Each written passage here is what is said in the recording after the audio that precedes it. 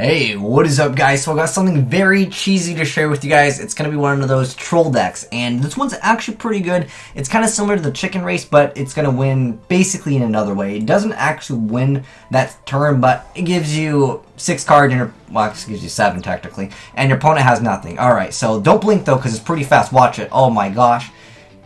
He gets a Junk Synchron, he gets 5 cards, and the game's over. So let me go ahead and break it down for you guys, and we'll kind of talk a little bit more about it, and I'll give you guys a deck profile too. Alright, so if you guys remember that Chicken Race FTK deck that I shared with you guys, it's basically the same concept. Chicken Race opens up a lot of cheese in the game of Yu-Gi-Oh! A lot of really unviable things can now be played. This is a new card that is not out yet in the OCG. Well, actually, it's going to be out very soon in the OCG. It's called Multiple Destruction. I actually made a Protector of the Sanctuary deck a long time ago, but it was a little bit more conditional. Now with this, it's now a Chicken Race. It's going to be absolutely amazing for consistency. Anyways, to pull off this like cheese win here, you need a Protector of the Sanctuary and you need Multiple Destruction. Pretty much the rest of the deck is just all draw power. I don't know why he's playing some other cards. We'll go over his deck profile. We can definitely make some improvements on it. But I'll give you guys it as is, and we'll talk a little bit more about it. So anyways, that's all you need to have is these 2 cards in your hand. Like I said, the rest of the cards are pretty much just draw power. But anyways, you go ahead and set this card. This card, like I said, is not out in the OCG yet. It's going to be released in Duelist Pack Battle City. But anyways, Multiple Destruction. It's a new trap card that says, if both players have 3 or more cards in their hand, both players place their entire hand on the bottom of the deck in any order. And if they do, you lose 300 life points for each card returned to the deck. Then both players draw 5 cards. You can only activate one of them per turn, but that's irrelevant. And then you have Protector of the Sanctuary on the field, and it says your opponent cannot draw cards except during draw phases. So pretty much what that means, as soon as your opponent's turn starts, you go ahead and immediately just activate this card. I don't know why he changed it to Rhoda. I would have activated it immediately, that way my opponent would have 0 cards, but nonetheless the opponent goes ahead and says, you know what, screw this, I'm not playing the duel. He goes ahead and quits, because at this point, like I said, he should have activated immediately because that was the condition. The condition was met as long as both players have 3 or more cards. If he activated immediately, what would happen is the other player would have had no cards, not even Rhoda engraved. He would just had everything right back into the deck, which is actually better than sending cards to the graveyard. And then on top of that, you have Protected in the Sanctuary. You have 5 cards in hand, and then it's going to go back to your turn because your opponent has 0 cards. And then you're going to top deck another card. So that means you have 7 cards and your opponent starts out with 0. And like I said, guys, the deck is actually pretty consistent. I'm going to go ahead and show you guys his profile. And like I said, we can make some improvements upon it for sure. Alright, so this is Charging Stary. I guess he kind of was the guy that showed me this, so I'll give him credit for it. Like I said, I did make a Protector of the Sanctuary deck in the past. I don't know why he's playing 41 cards. Maybe he was just like in a rush. He took apart another deck. Sometimes I do that and I kind of rush. I just make a deck real quick. Anyways, we'll go over the deck profile. If you guys want to just net deck it, I'll put it down below in the description box. But I think we can definitely make this deck better. Anyways, he's playing a Mystical Beast of Circuit because you can actually play this card now. And he's got 3 Star Drawing, 3 Giant Rat, 3 Protector of the Sanctuaries, 2 Summoner Monks, a Granimal, 2 Instant Fusions, 1 Day at Peace, 2 Double Summon, 3 Upstarts, 2 Terraforming, 3 Duality, 1 Temple of the Kings, 3 Chicken Race, 3 Pseudo Space, 3 Multiple Destruction, 1 Magical Explosion, 3 Reckless, and Torrential Tribute. So that's his deck. The rest of the stuff, I mean, it's just pretty much generic. I mean, he can't make these at all. I don't know. They're there. Anyways, like I said, he probably took another deck and made it real fast. I feel like Duality, since you can only use one of them, I opt to usually only play one.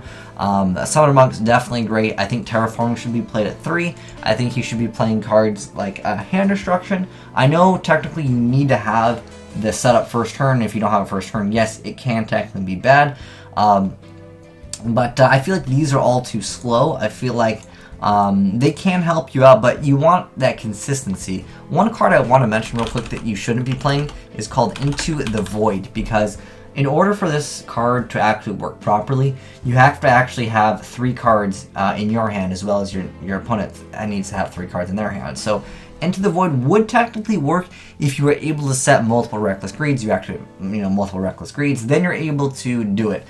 He is playing this card called Temple of the Kings, which does allow him to activate 1 trap card the turn it was set. So that will let you activate any trap card during the turn it is set, which can definitely be helpful, but you can only use 1 of them. It's not like Mercurial Destruction where you can just go through everything. I think 3 Terraforming is definitely good. I mean, we can go ahead and look at that Chicken Race deck and kind of pick and choose some cards that would definitely work out in here. So this was the chicken race deck. I think cards like Magical Mallet, maybe Reload, they are -1s technically. Like I said, I don't recommend playing this. I think that cards like Hand Destruction might be a little bit better, just because you're able to abuse it with, oh no, or Magical Stone could actually be used as well, just so you can basically abuse the Golden Bamboo Sword engine, because it is technically a plus. So yeah, you can definitely mix and match some of these, and again, it is an well, I mean, it's not an FTK deck, but this is just like the other chicken race deck. I guess I can make a separate video on this because a lot of you guys asked for it, even though it was technically in the description box. But I definitely can give you guys this deck profile if you want it to. I can kind of go over everything more in depth. But yeah, anyways, let's go ahead and go back into the deck that we're actually talking about, because I think that adding those other cards would definitely be of use. So, oh, we didn't hit save. Anyways, like I said, guys, we can make it a little bit better. I think cards like, I don't know, anything that can let it so you can cycle cards, like Hand Destruction, can be okay. Magical Mallet if you want. I think something that gets cards in the graveyard isn't bad, just because it allows you to abuse that Bamboo Sword engine. And again, I would probably take out some of these cards, like these cards that are just not very great turn 1. Maybe Star Drawing could be useful, because like if you're gonna have 7, well, you have this card on board, and then you have 6 cards in hand, which could be random. I think these cards are excellent, definitely Summoner Monk. I don't really understand Instant Fusion. My assumption is that he's able to just make it so his opponent has 0 cards, he starts out, and he just tries to win because his opponent has no cards, and Star Drawing kind of speeds up the process, because it allows you to draw a card, allows you to XYZ, well, I mean, it's just this level 4 monster. But Grand Mole is definitely fantastic, and get over problematic things turn 1, and then you can, you know, obviously, if you're playing double summon, I guess you could do the other play. I don't know, but I think that we can definitely improve upon this deck. But like I said, I'm going to give you guys the deck as is, because technically he was the guy that made it. So I'll give you guys his deck profile. But like I said, go ahead and change up some cards. Maybe if you want to comment something below that would be good in this deck that I didn't mention, hey, let me know for sure. But like I said, Into the Void probably wouldn't work. But I don't understand why he's playing 41. I guess this is maybe his random tech card, just because, like, screw it, why not?